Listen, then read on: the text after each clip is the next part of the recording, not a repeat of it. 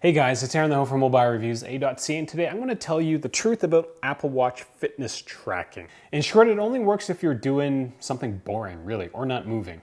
Now, when I say it only works with something boring, I'm talking about running and sometimes swimming. Now, I personally can't run, not because I can't, but because anything that involves repetitive motion for more than 5 minutes is an exercise to me. It's a chore.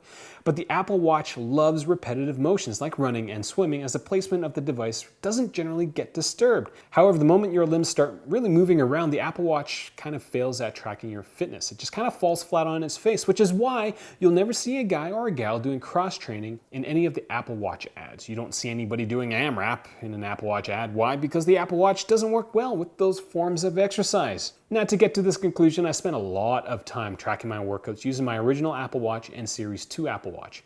Did a bunch of workouts wearing 2 Apple Watches on different arms, 2 Apple Watches on the same arms, using different straps on different Apple Watches to kind of see what would, if it would improve it or not. Monty was also part of this entire process, as he was my coach.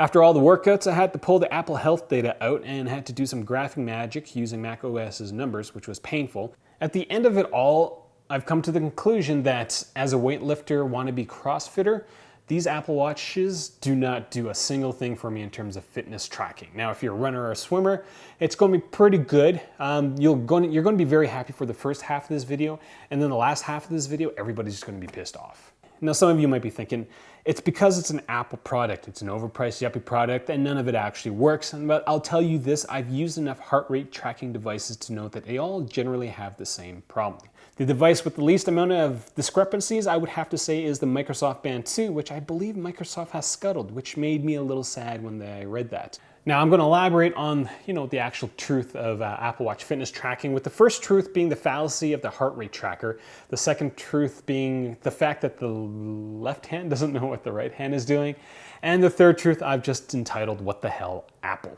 Real usage, real reviews. Mobile Reviews A.ca. At Mobile Reviews A.ca, we base everything we do on actual usage, which means we'll go outside wearing 2 Apple Watches, knowing full well that we're going to look like fools. But the only reason why we do it like that with these reviews is because I would want to know these things before dropping $600 on this. Heart rate tracking is one of the main features of the Apple Watch. Personally, I think it's fun to track my heart rate. I want to know what a friend does to my heart rate. For example, in this graph, I was trying to figure out what my heart rate got up to during my timed 1,000-meter row. It took me 3 minutes and 50 seconds to get through the row, and here is an export of my heart rate during that row. It tells me absolutely nothing. Bagel. The row started around 11:56, and the Apple Watch misses 30 seconds of heart rate data within the first couple of minutes, which results in a jump of 40 beats per minute, which logically could make sense to me.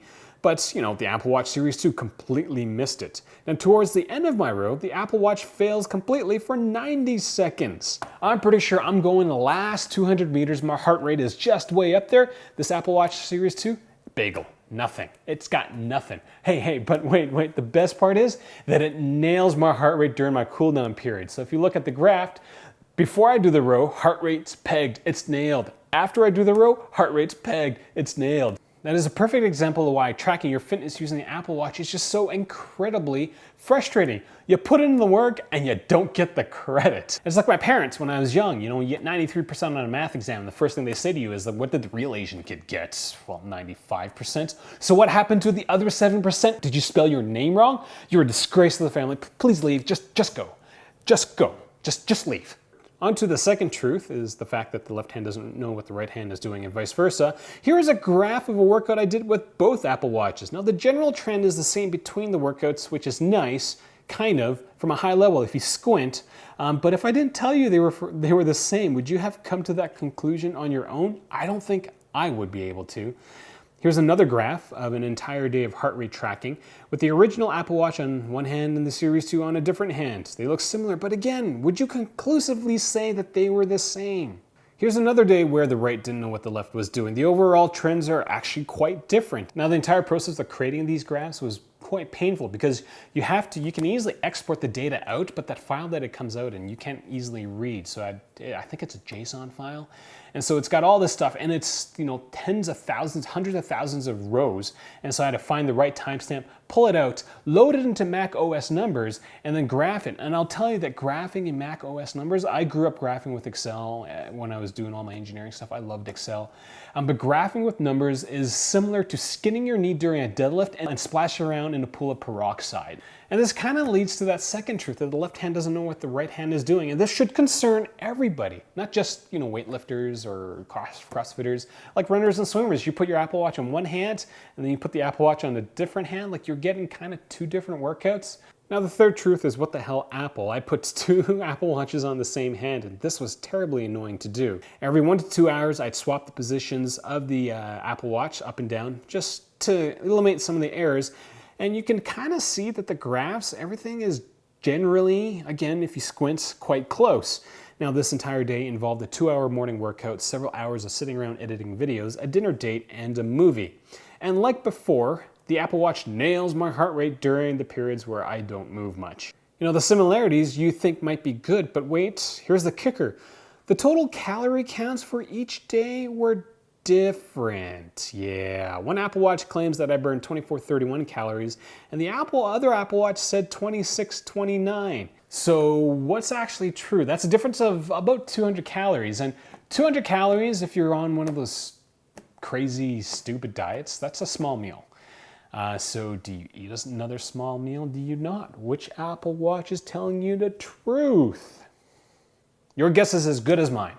Now, compared to some of the other workouts I did with two Apple Watches, some days they would be very close, within 2% of one another, but other days it would be 20%. So it's just, this inconsistency is very troubling to me. Again, what's actually true, the first thing I have to say is that if you're counting calories, please stop. Please understand what a calorie is and that all calories are not the same.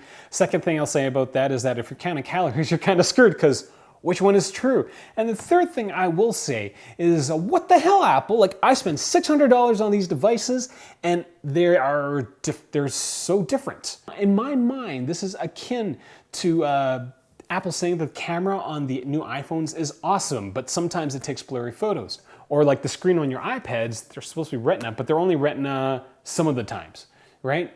All these features that, you know, Apple puts into their devices seem to be very solid, but the fitness tracking is so flaky. Now, I will say that this isn't specifically an Apple problem. I can compare the Fitbits against the Moto 360s against the Samsung Gear, and I will all get different calorie counts. So this isn't a specifically Apple problem, which still kind of leads to my question is, like, what is actually true? If you're a little bummed out about this entire video, here's the consolation prize, or the participation prize for the millennial generation, is that if you are consistent with your eating, if you are consistent with your fitness, even though the Apple Watch will not, you know, catch all your heart rates while you're busting your ass in the gym, you will slowly get healthier, and the Apple Watch will reflect that. And from my opinion, if you're doing more exercise, that means your standing heart rate's going to be lower, and that's something you can easily track with your Apple Health using your Apple Watch. Over time, your heart rate's going to slow down a bit. So, you know, lower heart rates is generally a good thing. It just means that muscle is working a little less, which means you get a longer time for it to be useful in your life. So that's kind of all I got. This video took a lot of time to do. All the tracking, all the filming of the workouts over a span of at least 6 weeks, I think. So support me by getting your stuff through my Amazon links, because none of this was sponsored by Apple. None of my time was sponsored by Apple. It was just me trying to figure out what the hell is the truth when it comes to Apple Watch fitness tracking. So find me on Google+, Twitter, as well as Facebook. I'm Aaron the Ho. This is Monty the Ho. He's been sitting here very, very patiently. That's kind of all I got. Find me on Google+, Twitter, as well as Facebook. Okay, that's all I got. Thanks for watching.